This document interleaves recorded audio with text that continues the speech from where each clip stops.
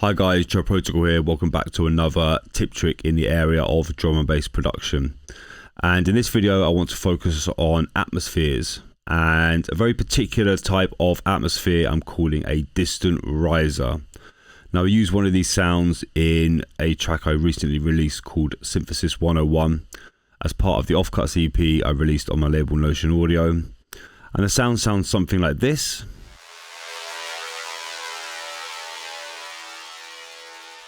So to make a distant riser sound, there are a few things to think about in relation to the sound. So one of them is the wave that's being used, as in the wave from the oscillator.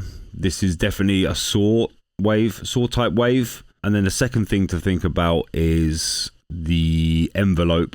It's definitely a sound with a very long attack and very long release. And I think one of the third main things to think about with this sound is the space it's in. Now, this is in a very, very big space. And to get that sound, we need to be using a reverb.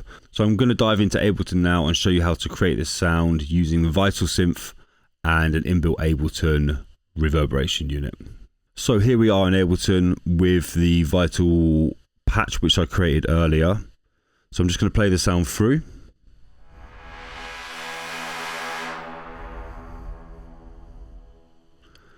And now I'm going to break down this sound for you in Vital. Let's start with the oscillators. The first oscillator has a sawtooth wave from the basic shapes wavetable here.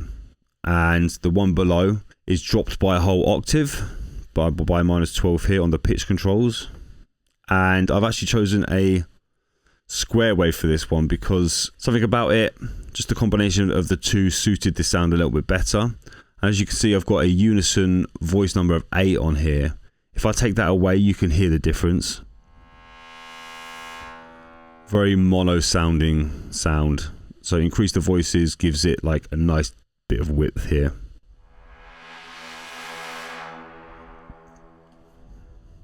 Exactly, so from here the oscillators move down to the filters, and the filter 1 is this low pass filter with an envelope, kind of bringing it up and emphasizing the filter sweep at the beginning. And this filter receives sound from oscillator 1 and oscillator 2, so they both go through that filter sweep.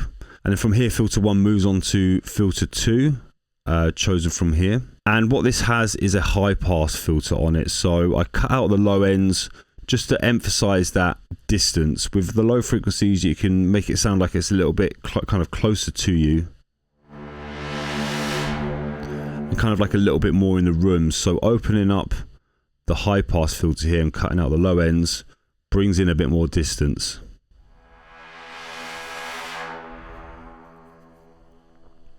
Exactly, so moving on to our envelope, we have a very long attack of 4 seconds and very long release. The sustain stays maximum because we're really focusing on the attack and the release here. So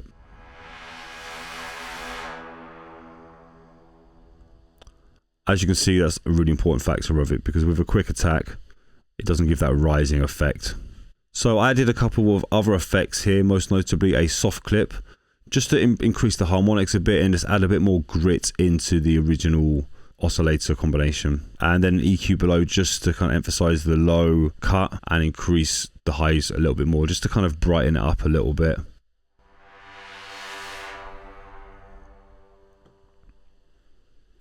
There we go. And the last point was obviously the space that the sound is in. So for the space in this one, I've chosen a convolution reverb. I've chosen this one bigger spaces and this impulse response called Academy Yard. It has a tail of almost 10 seconds, so it really is quite a large reverb. And let's just hear this without to hear the difference. I mean, as you can hear, we've got all the elements that we need, but it's just not in that space, and that really makes quite a big difference into making this sound distant.